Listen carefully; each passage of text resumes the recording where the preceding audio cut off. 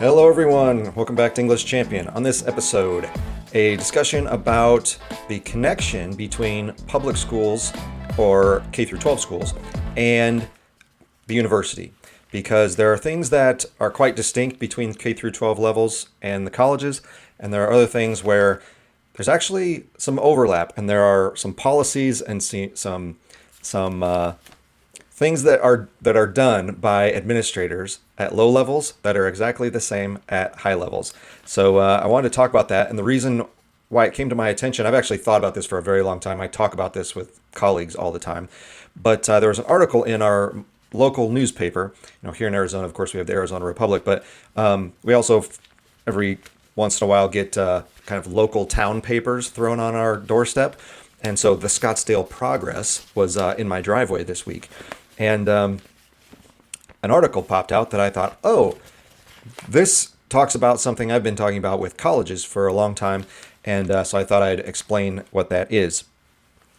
If you are under the assumption that schools care most about education and learning and excellence and high performance and standards and reading, writing, math, science skills, along with knowledge of history and everything else, you would be mistaken, all right? There are the teachers in the classrooms that hopefully do care about those things, but do not be fooled into thinking that administrators care about those things, all right? If they do, it's definitely lower down the list. And I'm going to explain why here with this article. I'm just going to read a paragraph or two of it because there's a lot of numbers and data that just don't matter. But the point here will stand out very, very easily. So, headline, enrollment continues to dip at Scottsdale school districts. All right. Article starts, school districts hate empty classroom seats not only because it means a kid might be learning elsewhere, but because districts receive state funding for each student. Enrollment, in other words, equals money. All right. So right out of the gate, I'm glad this author wrote this or started it this way, because he gets right to the point that this is all about money. It's not, education is not about learning. You parents think it is. You want it to be because you think, I'm going to send my kid to a school building for 7 hours a day and gosh darn it, they better get smarter. That's not the goal that the school has, all right, at least at the administrative level, at the district level. So, to our town, the challenge in Scottsdale is not only to try to boost enrollment in the face of a challenging demographic shift and relatively new voucher alternatives, but also keep kids from transferring out before the end of the school year. The Scottsdale Unified School District gave Superintendent Scott Menzel a list of performance pay goals at its October 1st meeting. One of the most crucial, with a potential 10% bonus, is to reach a 1% enrollment increase between this spring and early into next fall. So there we have it. All right. How do you make schools better? How do you get kids to want to stay at your school? It's not make the schools better. It's just get more of them there. And how are you going to do that?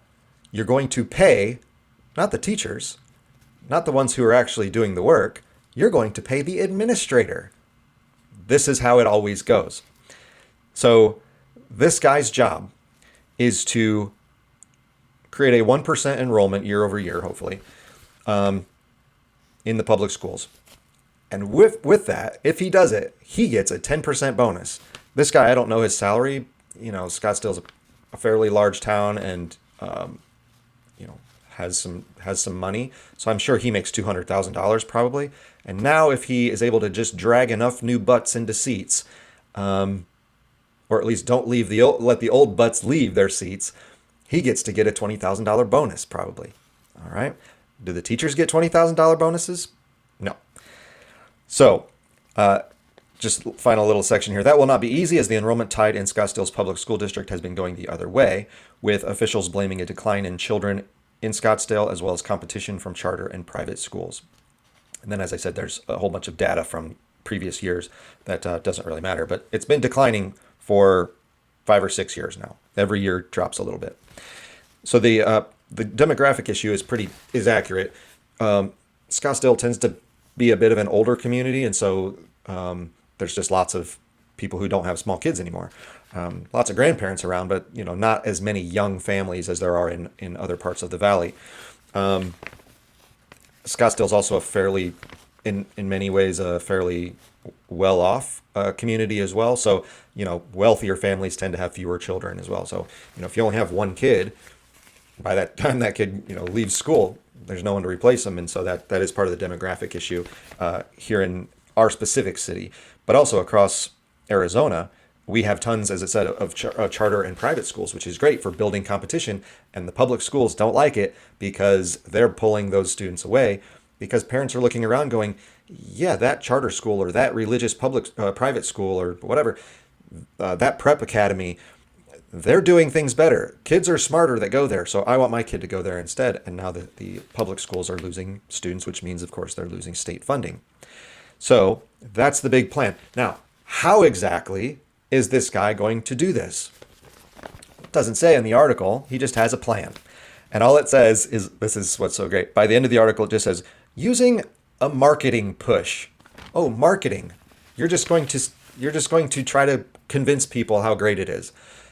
The real goal would be, we're going to hire the best teachers that we can possibly find to provide the best education that we can possibly give to our students. We're going to give them every opportunity and resource we can to make those classrooms amazing and excellent so that the kids want to stay and the parents see that their kids are learning more at that school than any other school in this district, more than any other district, and that's how you grow.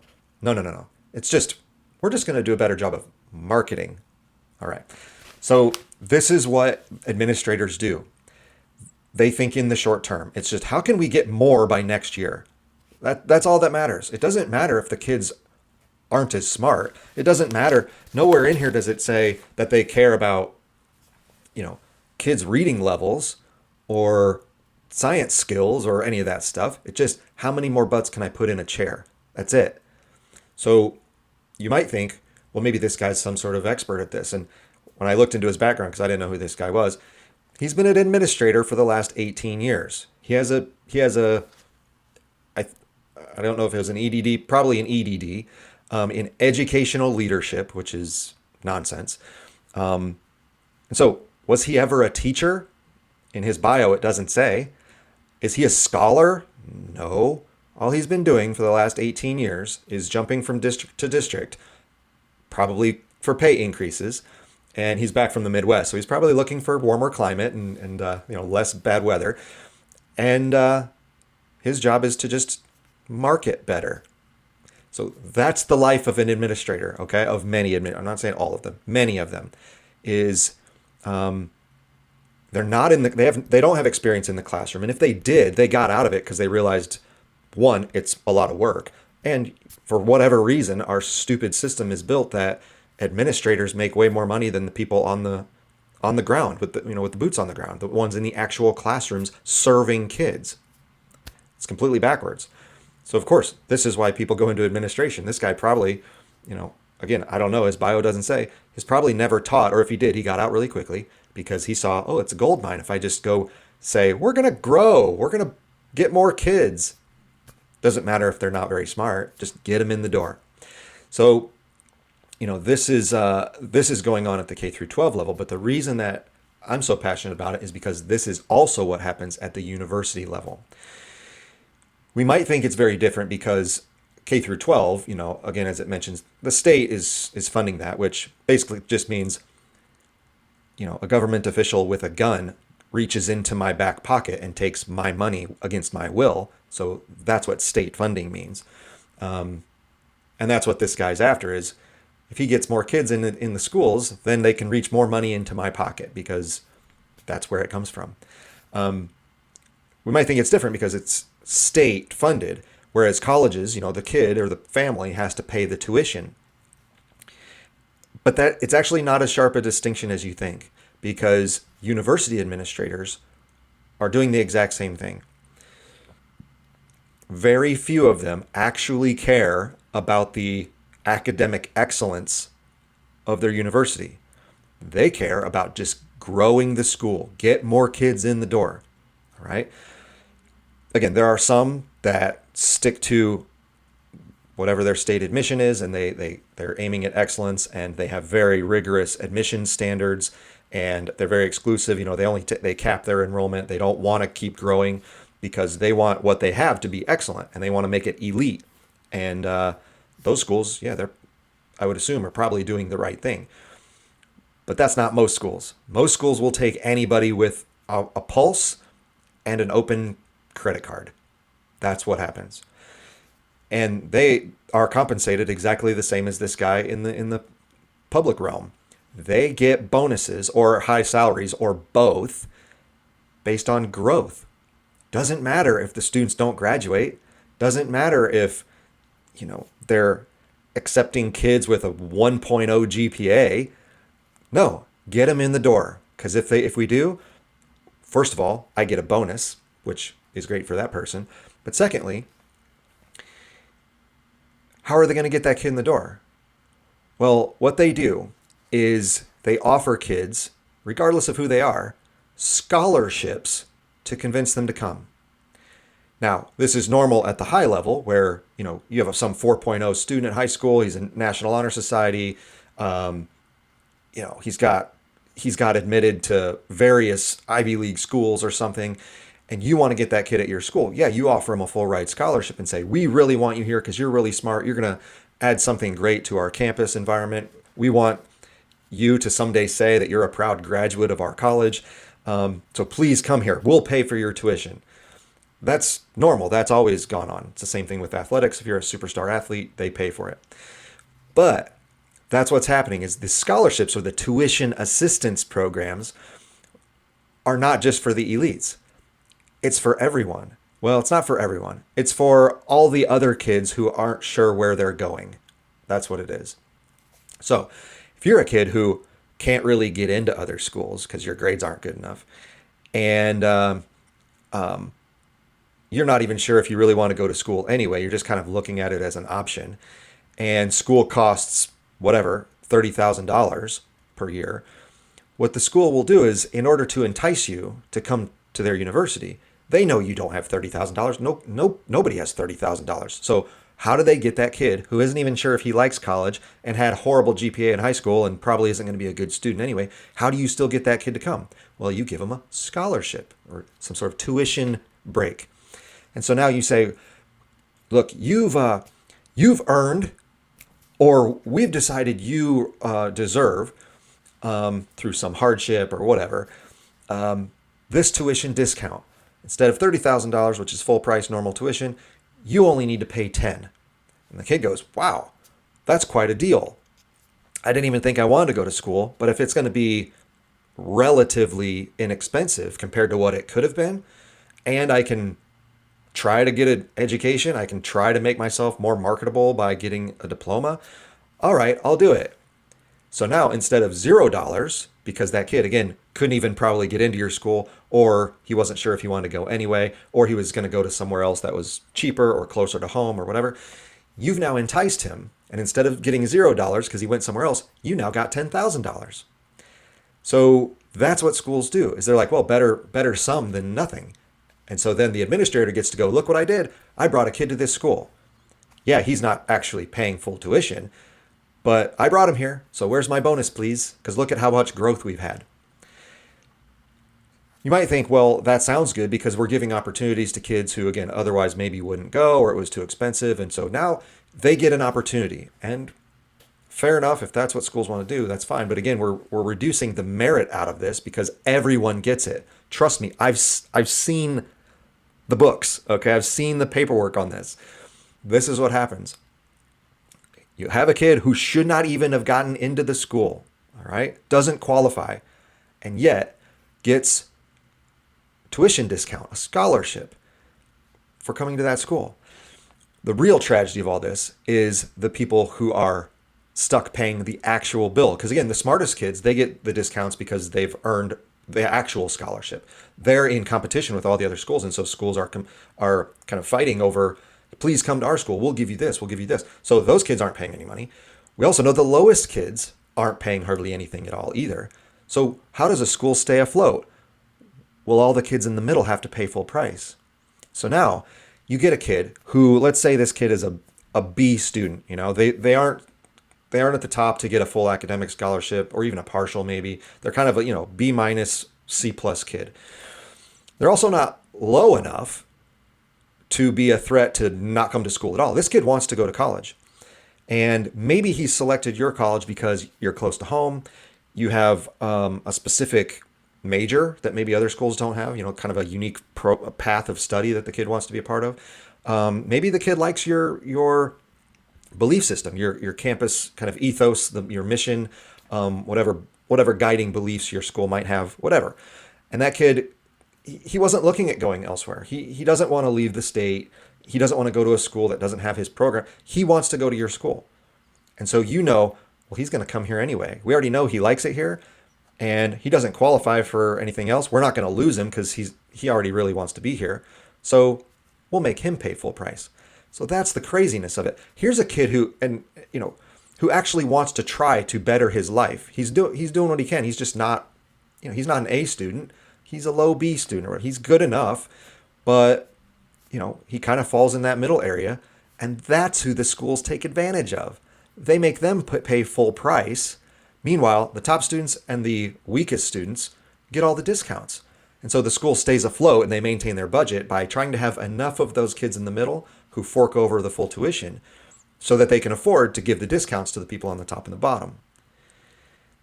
Might work for a while, but that's a very short-term strategy, as I often talked to people about, is you're ruining the credibility of the school, because the top kids and the middle kids all look around and go, wow, there's a lot of low-performing students here. How did they get in here? And a more important question is, how are they paying lower tuition than me? Like, I'm a better student than that kid, and that kid got a scholarship or a discount. What's going on with this school? Is this place even legitimate? What does this school believe in? That word starts getting around, and a lot of those middle students disappear. It also goes to the top students, because the top students, they want to go to a good school. They're the smart students. They want their education to be worthwhile. They want their diploma to have some tangible kind of future value in the community or in the culture. And so they start looking around going, wait a minute, I got a scholarship because I was a high level student in high school. And so, maybe it covered almost everything. And so I only have to pay $5,000 or whatever. And they look and they start meeting their friends and they're like, wait a minute, I sit next to you in class. You don't know anything. You don't do the homework. You're a dummy. And I find out that you got in here by barely even reaching the enrollment qualifications, and you're also on the same scholarship. I guess my scholarship actually didn't mean anything. And so they leave too. And now you have an entire campus, or whatever, 70% of these low-level students who are getting discounts. And so you're basically like, it's like you've got a jug of water that has a big leak in the bottom, and you keep pouring water in it and going telling the community, look how full our jug is, look at all the water we have. Meanwhile, it's trickling out the bottom because you're scrambling to keep the enrollment up because you're growing. Meanwhile, your students aren't graduating because those low-level students, they find out, boy, this is harder than I thought. I can't cut it here. As I said, the other two levels of students, they leave because they're like, this school sucks. I'm out of here. It's not what I thought it was. This isn't a real academic institution. I can tell that they're just getting kids in the door, making them pay money, and then no one cares what happens to them. So then the consequence of that is, once those administrators start seeing that, hey, we're losing a lot of students, one, we better up the marketing, like that guy said, and try to convince more people to get here. Let's keep scraping the bottom of the barrels to get as many kids in the door. But also the other way to do it is make the standards easier. Because if those low kids especially can't cut it, because after all, they barely finished high school. You think they're cut out for college? And they start filtering out because they can't handle the schoolwork. Your graduation rate plummets, which happens. Well, what do you do to avoid that? You start giving them easier grades. You start easing the standards in the classroom. You start cutting them breaks on, I'm not going to punish you for attendance. I'm not going to punish you for not turning in your homework. I'll give you second and third and fourth chances on writing that paper or taking that test. I'll give you a C, instead of an F. Like I'll keep you afloat. And the kid now, who again isn't bright enough to actually do the work, says, oh well, great. I'm going to get my diploma. And so they stay the 4 years. And again, your product, your your university credibility plummets because everyone knows, oh, you're just letting everyone in the door. And then when they're in the door, you're just passing them along and giving them a GPA they don't deserve. You're reducing all of the work standards, and that's who graduates. And you have a reputation in your area that no one respects. Everyone knows what you're doing. It's obvious. I actually just met a high school football coach recently. He didn't know where I had been. We met for the first time. Or we had met very briefly before, and we just said hello. And then I got to chatting with him subsequently. And he coaches high school football. And so he has lots of kids who, they're not going to be D1 players. And so they're looking for kind of lower level, small colleges to play at if they want. And he specifically said, I tell my players to avoid these schools. And he had this little list of schools. And the reason why I tell them to avoid those schools, is because those schools are not going to be honest with you. They're going to give you a scholarship to come play football, and you're not actually going to play football there. They don't want you on their team. They're going to say you're on the team, but you're actually never going to play because they just need the numbers for their team and for the school enrollment, so it looks like the school's doing a good job. And so if you're a stud and you really do want to play there because you want to actually play on their team, okay, fine, go wherever you want. But trust me, they're just selling you on coming to the school, not that you're going to be a great college football player. They don't care about you as a football player. They care about you paying the tuition dollars to get into the school. That's it. What he didn't know is one of those schools on his lists, on the list, I was once a teacher at. And I knew all of that. And I was like, oh, interesting. I didn't tell him, that I was part of that. But I was like, oh, so the reputation of the school I had once been at has now made it around the community. And even the high school sports coaches know what's going on at that school. So that's what happens. When you take a short-term view of education and you only look at it as enrollment and retention, that's what happens. Is kids are constantly leaving, and you're constantly spending gobs and gobs of money on enrollment, because that's the only way you can make it look like your classrooms are full, or your school is full, because everyone knows, yeah, people are leaving. No one takes you seriously. What's so weird is it's the exact opposite of what high-level elite sports teams actually do. Now, again, lower levels. At the low levels, what happens is the administrators tell the coaches, bring on as many kids as you possibly can. Because again, that boosts the enrollment for the school, which means the administrators get higher salaries and bonuses. And oftentimes they kick the bonuses down to the coaches. We're like, yeah, even if they're not qualified, bring them into the school so that the school makes some more tuition money. And then tell them they'll be on the team, but then just don't let them on the team. That's what happens. But at real universities, at real athletic programs, what's so interesting is, because I used to coach at the university level, and the way that assistant coaches are paid is not for their amazing knowledge of X's and O's. I learned that, and I was disappointed in that, because that's what I have. I have all the knowledge of the game and strategy and planning of game planning and all the X's and O's. That's what I'm good at. And I learned, because my head coach told me, he was like, yeah, coaches don't care about your X's and O's knowledge. They don't. They pay you to go bring kids to the school. And so I was like, oh, well, that was my least favorite part of coaching. And so that's why after a while I got out of it. I just got annoyed and bored with it. But when I would meet other coaches and I would make connections and just in passing, you'd recognize people or whatever. And I knew that high-level coaches, as an assistant basketball coach or assistant football coach or whatever, at good schools would make, $100,000. They can make a six-figure income as an assistant that no one in the country knows, because they're not the head coach. They don't have the face on television on the sidelines yelling at the players. They're some obscure assistant. Why in the world are they making so much money? It's not because they bring in quantity of players. It's because they bring in the best players.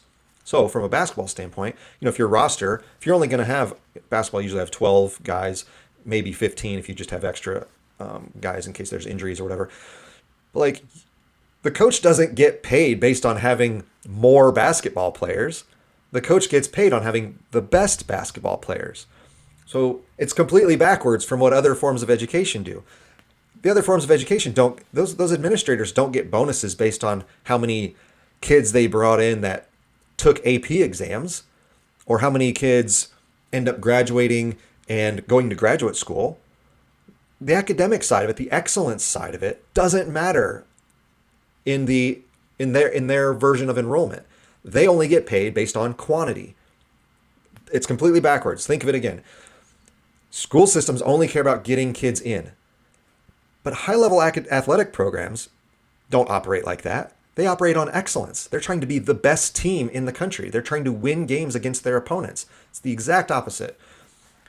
The only competition for those other schools, the K through 12 schools, or even at the college level, the competition is simply, I want you here because I can make money off of you, which means you aren't somewhere else, meaning they get the money off of you. That's all it is. It's just a transaction for money.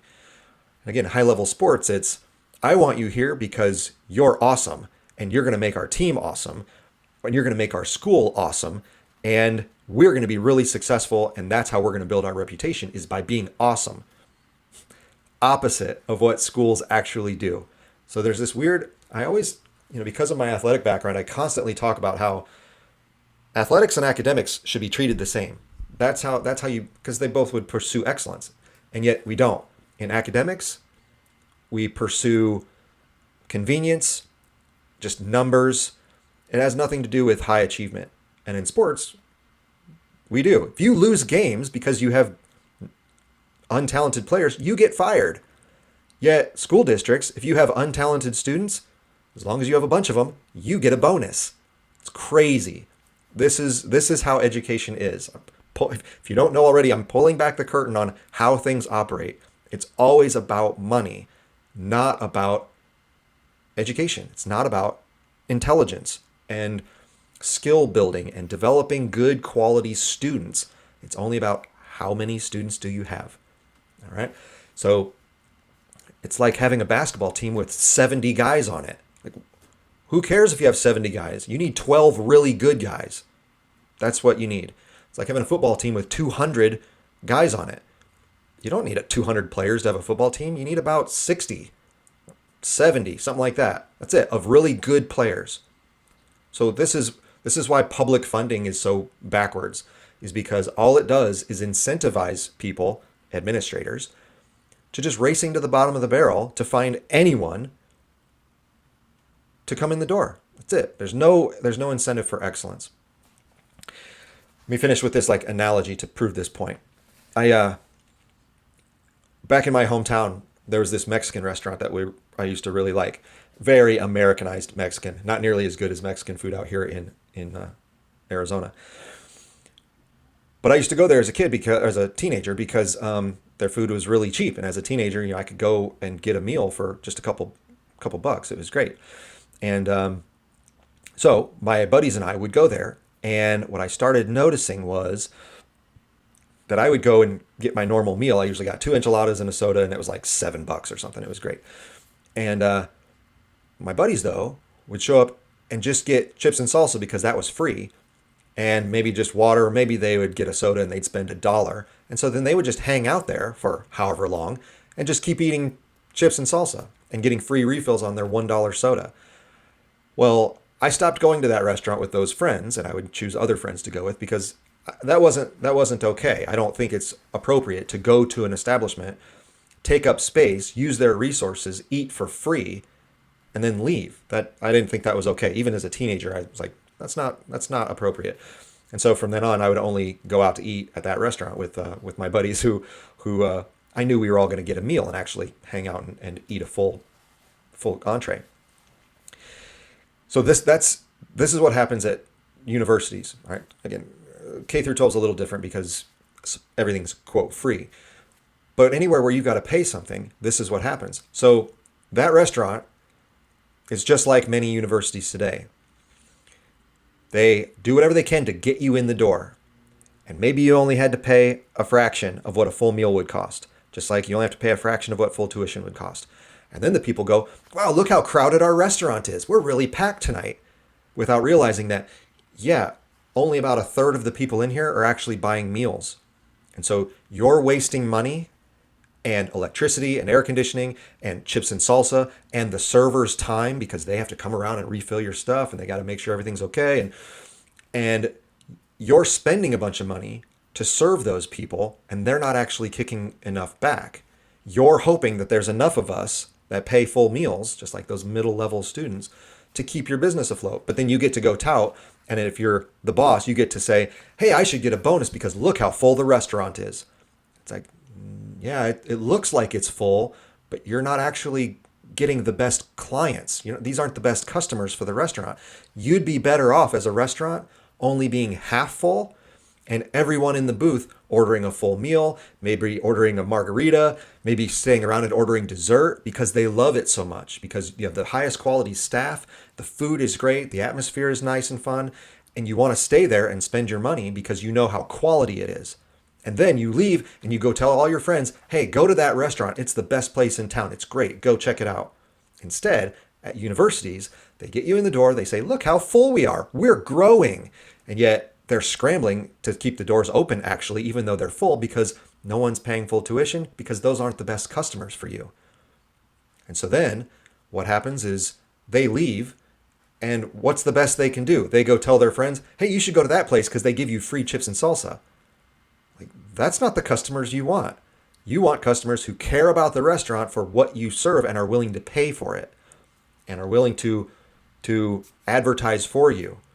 Then you don't need to do some stupid marketing campaign because your students, your customers, your clients, whoever it is that's using your product, they're your advertisers. And if you're running a school or a district that everyone can tell, oh, you're doing this on the cheap, this isn't quality, and if anyone is paying for it, they're only doing minimally whatever they can to not get kicked out of here, and that's the kind of district you have or the kind of university you have, and everyone starts to know it.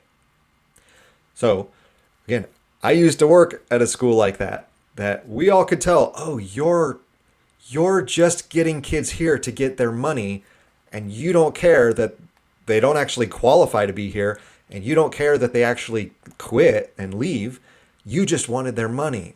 Oh, okay. You just told that football player, that baseball player, that whoever athlete, oh yeah, come to our school so you can be part of our program. And they were never going to be part of the program. You just told them that to get them here. You lied to them. So that coach knew it. I already knew it. And now I know, oh, the rest of the city knows it too. And that's where we are. That's what's happening at our universities. This is why those private and charter schools are doing such a good job is, on the one hand, do they want your kids' money too? Well, yeah, kind of. But also, they're started from a beginning standpoint of here's what we believe, or here's what we teach, or here's what our goals are. And if you want to come here, great. If you don't, don't. But that's how they are flourishing so much, especially in a state like Arizona, is because parents are looking for something that isn't just babysitting for 7 hours. It's, I want to go to a school where teachers are actually teaching something valuable, and I'm finding that in those charter and private schools. And so the public schools are just not competing. And so their desperate attempt to maintain their funding is just, well, just don't let them go. Just try to keep them here. Let's just convince them. Whereas the private schools and charter schools are taking the exact opposite approach. They're going, no, we're going to make something good that people actually want to be a part of, that parents will value, and that's how they'll come here. And the way we're going to grow is by being excellent, and we're going to enforce high standards. And if you want to come here and be a part of that, great. If you don't, that's fine. There are other schools you can go to. But we're about, whatever mission you have, that's what we believe in here. And so you can choose to come to our school if you would like. And so they're both trying to achieve growth. I mean, the private school wants to grow too, probably. But the way they go about it is by pursuing something higher than just numbers. And these schools at the lower level and at the university level are just interested in the growth. They're ignoring the excellence part of it. And that's why private schools and charter schools are winning right now. So if you're a parent or a student looking to go to college, and you went through a K through 12 system that dealt with this, or you avoided a K through 12 system by going to a private school or a charter school because you knew that other type of school was going to be a truly better education for you or your student. Keep that in mind at the college level too, that those administrators, they're the ones making all the money, and they're making their money off of you. The teachers don't make the money, the administrators do. They get a bonus or a high salary or both for just convincing you to get in the door. They're not interested in whether or not your student's going to be smart. They're not interested in whether or not you're going to be qualified, truly qualified for a valuable career later on. They just want you in the door. And that's where education is. All it is about bodies in seats and what money can be made off of them. So be very careful of that, both at the K through 12 level. Keep your options open. Look around for alternative forms of schooling that can actually serve your student better. And then once you get to the college level, really be diligent in choosing the right school for you, not just one that makes a fancy sales pitch and smooth talks you into joining, because that doesn't necessarily mean they care about you. That's just the fact of it. So a little blend of K through 12 with university today. But as always, it's the mentality, it's the incentive structure in education that is completely flawed and backwards. Schools should be places for excellence, for elite participation. That if you can't cut it, either academically or socially, like you're a problem person, you can't be in that school. You have to leave. And schools need to have the ability to kick you out. At the college level, you can, because if you flunk out, you're going to have to leave. Usually. Though, again, I've been at universities where you can flunk as many times as you want. They're like, well, we'll give you another chance. We'll give you another chance, because they want your money. But at the low levels, if a kid can flunk, where are you going to go? Right? You have to be in school because of the law. So schools need to be empowered. Principals, teachers need to be empowered to say, that kid either isn't cut out for our school, needs to go somewhere else, or that kid is a problem. He's causing too many disturbances. He's harming other kids. He's threatening the teacher, whatever, all these problems we see at public schools. The schools need the authority to be able to dismiss students, because otherwise, what's this superintendent going to do? Well, he's going to entice and then retain students who are not only low performing, but potentially problem students. Like, if it means he loses money, if a kid fights all the time, and he's like, well, if I kick him out of the school and send him to some, other, at-risk youth school or something like that, well, then we lose money. So we're going to keep him here. Well, that means you've just endangered every other kid in that school or in that classroom. But the administrator doesn't care. He's incentivized by the money. So that's what he's going to do. Because after all, he has a mandate to grow the enrollment and retain it. So that's the incentive structure. We have to get away from that, and we have to treat academics like we do high-level athletics, where if you want to join our team, you have to be qualified to join our team. If you're not qualified, you're not allowed on the team. That's the way it goes. Go to another team. So the administrative incentives are the problem. And I'll talk about this at a later time, but also this careerism in administration is a problem, where, again, people like that guy, I assume, and so many out there, have zero intention of being part of true education. They don't want to actually teach kids. They're not interested in science or math or history or English, or they don't care about that. They just want to be in charge of stuff. They want to make a high salary. They want to push paper around a desk. They want to be on television or give interviews to newspapers. They don't care about the day-to-day grind of real learning in a classroom. That's the way it is. And so what you get is people who go into education because they thought they wanted to do that, and then after 2 years, they're like, forget this. I'm going to go be an administrator because that's way easier. And that's what they do. Or they never taught at all, and they just went and got their EDD and are career administrators. They have no intention of actually caring about academics. It's all about, how can I make the numbers work so that I can keep a high salary? That's what it is. So keep that in mind as you're looking for schools for your young ones or your older ones, because that's how administrators think of parents and kids. You're just dollar signs to them. So be aware of that. Go seek out great teachers. That's how you know there's a good school. Don't worry about what the administrators say. Find the teachers who are really good. That's it. All right, that's all for today. It went a little longer than I thought. I had a lot to say on that topic, I guess. All right. Thanks for listening. See you next time.